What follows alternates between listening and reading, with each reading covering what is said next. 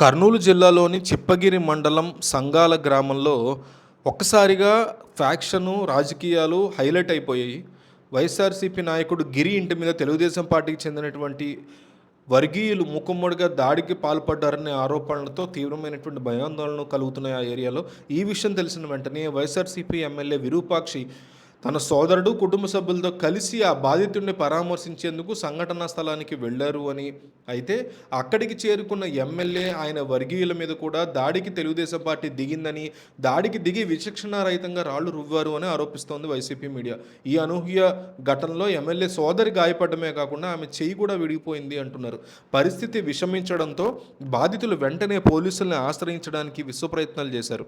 అయితే శాంతి భద్రతలను కాపాడాల్సిన పోలీసులు ఆ సమయంలో బాధితుల పక్షాన నిలవకుండా టీడీపీ నేతల మీద ఫిర్యాదు ఇచ్చేందుకు వచ్చిన వైఎస్ఆర్సీపీ నాయకుల నుంచి కంప్లైంట్ని తీసుకోలేదు అనేటువంటిది కూడా వైసీపీ వైపు నుంచి వినిపిస్తున్న ఆరోపణగా ఉంది. పోలీసులు చూపించిన ఆ వింత వైఖరి అక్కడితో ఆగలేదు అని, ఆ రోజు అర్ధరాత్రి సుమారు 2 గంటల 45 నిమిషాల సమయంలో వందలాది మంది పోలీసులు ఒక్కసారిగా ఎమ్మెల్యే విరూపాక్షి ఇంటిని చుట్టుముట్టారు అని, అలాగే ఇంట్లో ఉన్నటువంటి కుటుంబ సభ్యుల్ని భయభ్రాంతులకి గురి చేస్తూ వారు తలుపులు కూడా బలవంతంగా బద్దలు కొట్టి లోపలికి ప్రవేశించారు అని, దాడిలో గాయపడిన వారికి న్యాయం చేయాల్సింది పోయి అర్ధరాత్రి వేళ ఎమ్మెల్యే విరూపాక్షితో పాటు ఆయన కుమారుడు చంద్రశేఖర్ని కూడా పోలీసులు చాలా అక్రమంగా అరెస్టు చేసి చిప్పగిరి పోలీస్ స్టేషన్కి తరలించారు అనేది ప్రధాన ఆరోపణ. ఈ అరెస్టు ప్రక్రియ జరుగుతున్న సమయంలో పోలీసులు ప్రవర్తించిన తీరు మీద అనేక రకాల అనుమానాలు వ్యక్తమవుతున్నాయి. ఆ సమయంలో వారు ఎమ్మెల్యే ఇంట్లో ఉన్నటువంటి సీసీటీవీ కెమెరా హార్డ్ డిస్కులను కూడా తమ వెంట తీసుకెళ్లారనే ఆరోపణలు రావడం మాత్రం పెద్ద ఎత్తున వివాదానికి దారితీస్తోంది.